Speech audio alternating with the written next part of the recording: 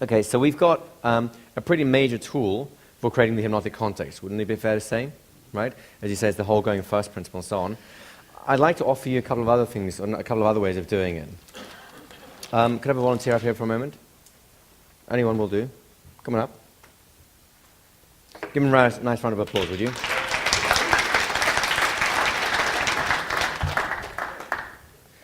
You'll enjoy this. This is a lot of fun. All right, just face the crowd over here. Now, it's funny you should ask that, because it just reminds me of something. Let me just show you something really cool. Just put your hand over there for a second. Just point out to 12 o'clock. So imagine that's 12 o'clock. What I'm going to do is just start pointing around like to, actually, you know what? Use the other hand. It makes it easier. Point over to 1 o'clock, 2 o'clock, 3 o'clock, and so on. And keep going around as far as you can until your body won't turn any further. Just feel free to turn your body with it, right? Nope, start again. Let's keep that. Keep your feet locked on the ground. Got it, thank you. And then just turn around and just see how far you can point without actually moving your feet, right? You can make it smooth. There you go. Oh, that's pretty good. That's pretty good. And come on back, right? So it's going to about, what, 8:30, almost 9-ish, right? So go ahead and close your eyes now. What I want you to do is just focus on, or imagine, should I say, you pointing out the same way. Your fingers pointing out in your mind's eye. And it's going to go to 1 o'clock, 2 o'clock, 3 o'clock, and so on. Now keep going past 6, 7, 8, 9, all the way back to 12. And once you've done a complete revolution, come all the way back again. And once you're back to the starting point, do the whole thing again, only this time when you get to 12 o'clock.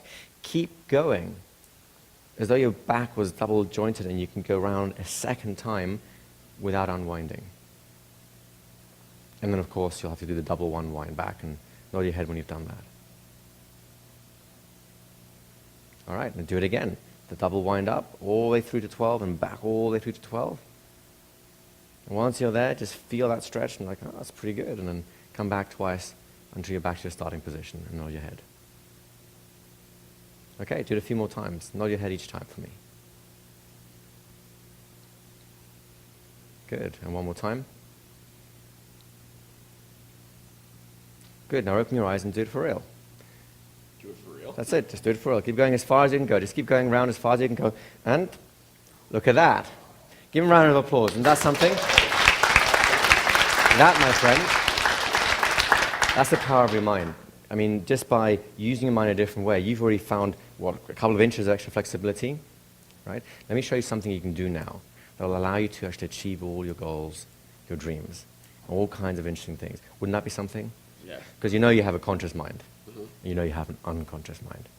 What you just did, of course, was talk to your unconscious mind indirectly through the images inside your brain to tell it to become more flexible, right? So to the extent that you can tell your unconscious mind to become more flexible in other things, wouldn't that make it easier to achieve your goals, your dreams, your ambitions? Absolutely. Do you see where I'm going with this right now, folks? Right? So give him a nice round of applause.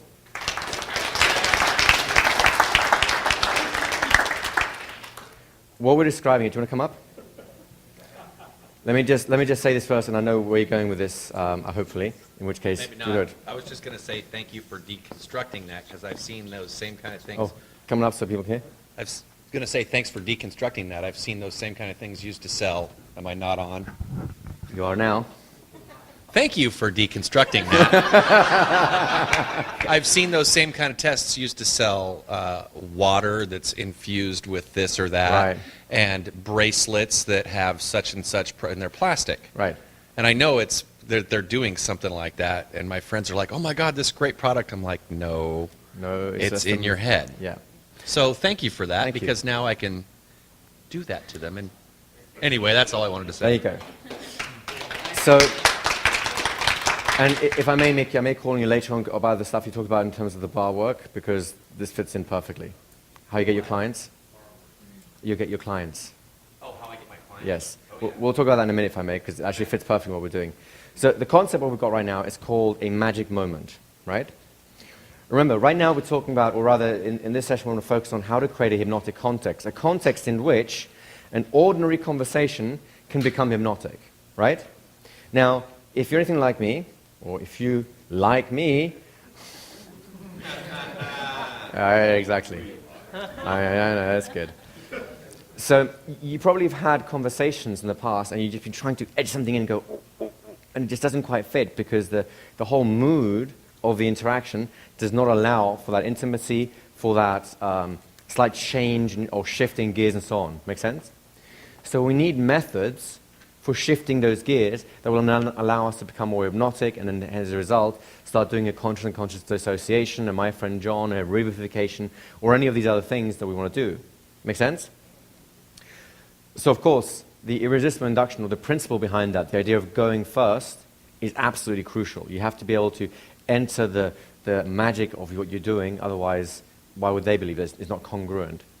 Magic moments are great because they demark a type of reality. In other words, it says normal everyday life does not apply here anymore, at least not for a while, right?